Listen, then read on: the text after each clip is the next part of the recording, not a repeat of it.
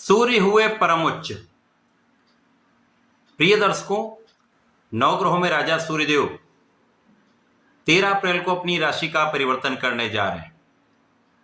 वर्तमान समय में मीन राशि में इनका गोचर चल रहा है, परंतु 13 अप्रैल को देर रात्रि काल में इनका राशि परिवर्तन हो जाएगा तथा ये मेष राशि में प्रवेश करेंगे।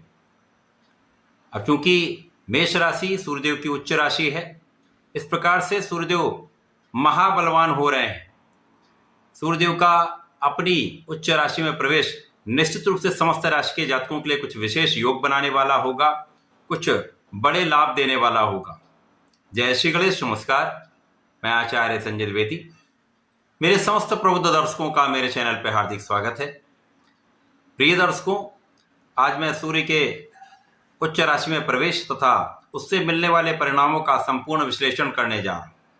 आज मैं कन्या राशि के लिए, जो बुध की राशि है, सूर्य के इस महापरिवर्तन से, अपनी उच्च अवस्था में प्रवेश से किस प्रकार का परिणाम प्राप्त होगा, कन्या राशि के लिए किन किन भाव में वृद्धि होगी, इस समय में आपको कितना लाभ मिलेगा, अथवा कहीं पर कोई समस्या या अवरोध है तो उसका क्या निराकरण है, संपूर्ण विश्लेषण मैं पूर्ण तरीके के साथ करने जा रहा हूं।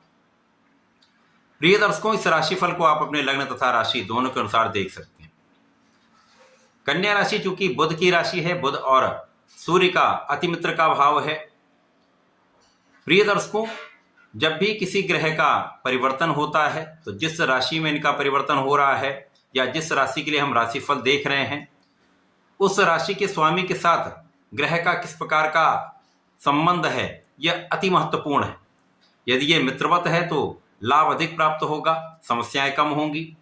इसके विपरीत दिशा में विपरीत परिणाम प्राप्त होते हैं। अब यहाँ पर युवराज बुध हैं, जिनकी राशि कन्या राशि है, तथा सूर्य का ये परिवर्तन उच्च राशि में हुआ है। कन्या राशि के लिए हम राशिफल देखें जो अत्यंत विशिष्ट होने वाला है। अब कन्या राशि के लिए सूर्यदेव द्वादश भाव के स्वामी हैं। इनका गोचर आपके अष्टम भाव में प्रारंभ होगा। अष्टम भाव चूंकि एक त्रिक भाव है, निर्बलता का भाव है, ये क्षय का भाव है, परंतु सूर्य को किसी प्रकार का कोई त्रिक दोष नहीं लगता है। इसके साथ ही साथ यहाँ पर सूर्यदेव उच्च राशि में महाबलवान होंगे ही, साथ में विपरीत राजयोग में होंगे, जिसके कारण इनका बल कई 100 गुना प्रबल होने वाला है। तो कन्या राशि के लिए अष्टम भाव में होकर ये महायोग देने वाले हैं। सर्वप्रथम तो यहाँ पर सूर्य का जो प्रभाव है वो आपकी संपूर्ण सुरक्षा करने वाला होगा, आपकी आयु की रक्षा करने वाला होगा, आपके रोगों से आपको बचाने वाला होगा, शत्रुओं से आपको बचाने वाला होगा, तथा आपको आध्यात्मिक बनाकर आपको धर्म के मार्ग पर चलाने वाला होगा। इस समय में जो जातक शिक्षा ले रहे हैं, ज्ञान ले रहे हैं, उनके लिए एक अच्छा प्रभाव प्राप्त होगा। जो लोग विशिष्ट ज्ञान ले रहे हैं, स्पेसिफिक क्वालिफिकेशन में हैं या रिसर्च कर रहे हैं, उनके लिए एक अच्छा योग बन रहा है, जब आपका संपूर्ण प्रयास यहाँ पर सफल रहने वाला है। इसी प्रकार से जो जातक विदेश में रहकर कार्य कर रहे हैं, विदेश में रहकर व्यापार कर रहे हैं, विदेश से संबंधित होकर किसी कार्य में हैं, व्यापार में हैं, उनके लिए बड़ा योग है।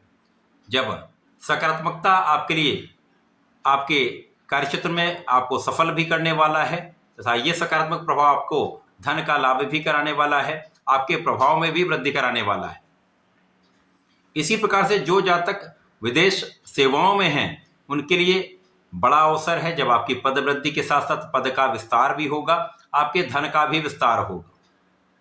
इस समय में आपको अपनी वाणी को पूर्ण रूप से संयमित रखना चाहिए। अष्टम भाव है, कुछ ना कुछ इसकी निगेटिविटी अवश्य प्राप्त होती है। तो यहाँ पर यदि आप वाणी पर संयम रखते हैं तो निश्चित रूप से यह समय आपके लिए पारिवारिक संपत्ति से भी आपको लाभ देगा, परिवार से भी आपको लाभ देगा, तथा परिवार के लोगों का संपूर्ण सहयोग आपको प्राप्त होगा। इस समय आपका किया हुआ प्रयास सफल रहने वाला है। जो छोटी मोटी समस्याएं यहाँ पर होंगी, उनमें आंखों से संबंधित कुछ विकार हो सकते हैं, कुछ समस्याएं हो सकती हैं, आंखों में एलर्जी की समस्या हो सकती है, अतः इस समय इनका ध्यान अवश्य रखें। इस समय में यदि कहीं पर कोई कानूनी समस्या आपके साथ है तो उसका हल निकलेगा, आपका पक्ष बलवान रहेगा, आप विजयी रहने वाले हैं। इसी प्रकार से इस समय यात्राएं होंगी, यात्राओं में आपको लाभ भी मिलेगा। कुछ विशेष ऐसी परिस्थितियां बन रही जब आपको अचानक धन प्राप्ति का भी अवसर यहां पर मिलने वाला है। सूर्य का ये राशि परिवर्तन 13 अप्रैल से प्रारंभ होकर 14 मई तक चलने वाला है।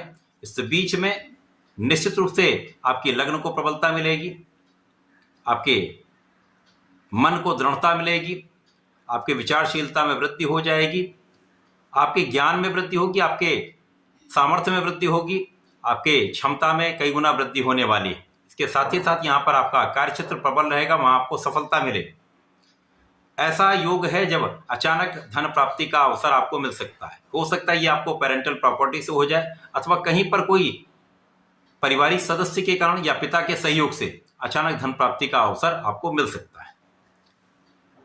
इस पूरे समय में आपको नियमित रूप से भगवान शिव की आराधना करनी चाहिए। नमः शिवाय पंचाक्षर मंत्र का जप करना चाहिए। गणपति जी के गणपति स्तोत्रम का यदि पाठ करते रहेंगे तो कहीं किसी प्रकार की कोई समस्या नहीं होगी। तो सूर्यदेव को जल दें।